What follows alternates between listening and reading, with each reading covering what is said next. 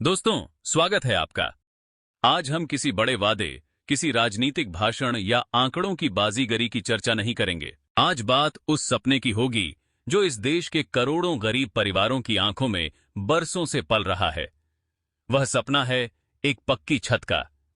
ऐसी छत जो बरसात में टपके नहीं, आंधी में डगमगाए नहीं और रात को सोते समय यह डर न रहे कि सुबह तक दीवारें खड़ी मिलेंगी भी या नहीं। सच ये है कि जिसके पास अपना सुरक्षित घर नहीं होता, उसके लिए महल का सपना भी छोटा लगने लगता है। इसी उम्मीद को साकार करने के लिए केंद्र सरकार ने शुरू की प्रधानमंत्री आवास योजना।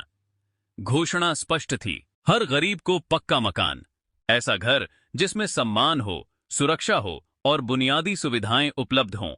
कागजों पर तस्वीर बेहद आकर्षक दिखती है। योजना दो हिस्सों में चलती है, एक ग्रामीण क्षेत्रों के लिए और दूसरी शहरी इलाकों के लिए। दावा किया गया कि सरकार आर्थिक सहायता देगी, किस्तों में धनराशि सीधे बैंक खाते में भेजी जाएगी और घर की रजिस्ट्री महिला के नाम पर कर उसे अधिकार और सम्मान दिया जाएगा। सुनने में सब कुछ सशक्त और व्यवस्थित प्रतीत होता है, लेकिन कहानी यहीं से रोचक भी होती है और गंभीर भी, क्योंकि जमीन पर हालात हर जगह समान नहीं हैं। कई गांवों में ऐसे परिवार मिल जाते हैं जिनका नाम सूची में दर्ज है, लेकिन बैंक खाते में राशि आज तक नहीं पहुंची। कहीं पहली किस्त आई तो दूसरी रुक गई, कहीं नींव पड़ गई, दीवारें खड़ी हो गईं, लेकिन छत आज भी अधूरी है। आधा बना मकान अधूरा सपना बनकर खड़ा है। सबसे बड़ा सवाल यही उठता है कि जो वास्तव में सबसे अधिक जरूरतमंद हैं, जिनके पास रहने के लिए सुरक्षित कमरा भी नहीं है, उनका नाम कई बार सूची में क्यों नहीं आता? कारण अलग अलग बताए जाते हैं।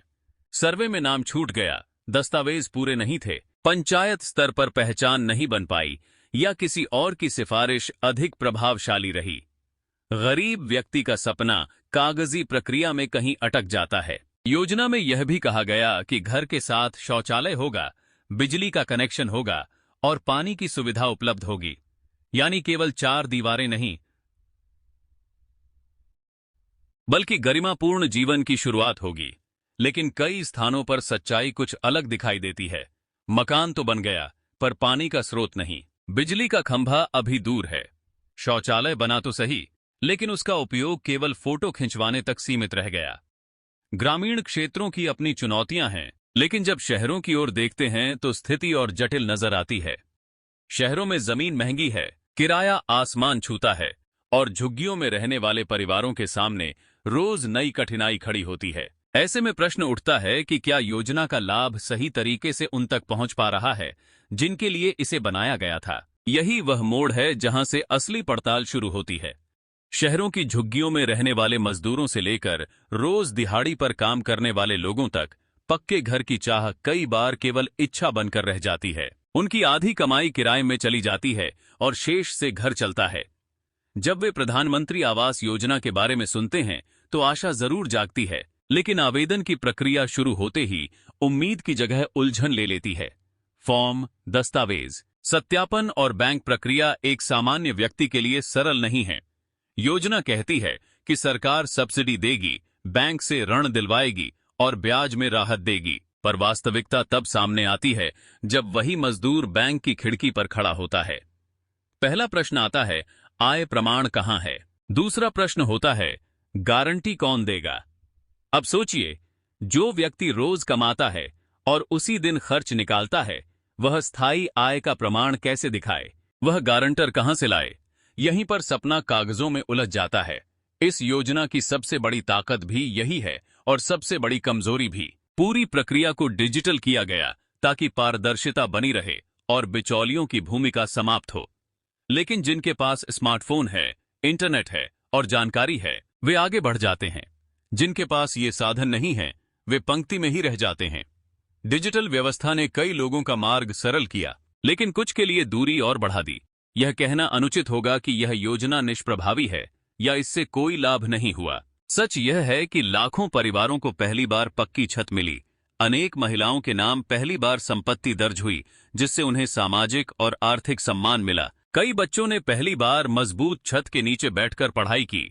जिनके लिए बरसात का मौसम भय बनकर आता था, उनके लिए अब वह सामान्य ऋतु बन गया है। यह परिवर्तन छोटा नहीं है, फिर भी मूल प्रश्न बना हुआ है, क्या यह पहल सच में उन लोगों तक पहुंची जिन्हें इसकी सबसे अधिक आवश्यकता थी? क्या यह राजनीति से ऊपर उठकर गरीबी के विरुद्ध प्रभावी साधन बन पाई, या कई स्थानों पर यह पोस्टर, फोटो और भाषणों तक सीमित रह गई? यदि सच में हर गरीब के सिर पर छत लानी है, तो केवल योजना घोषित करना पर्याप्त नहीं है। आवश्यकता है पारदर्शी और ईमानदार सर्वे की, ऐसी पंचायत व्यवस्था की जो सिफारिश नहीं बल्कि जरूरत को प्राथमिकता दे, और ऐसे तंत्र की जो जवाबदेह हो। क्योंकि घर केवल ईंट और सीमेंट का ढांचा नहीं होता, घर सम्मान होता है, सुरक्षा होता है और भविष्य की नींव होता है। जिस देश का गरीब सुरक्षित होता है, उस देश की नींव अपने आप मजबूत हो जाती है।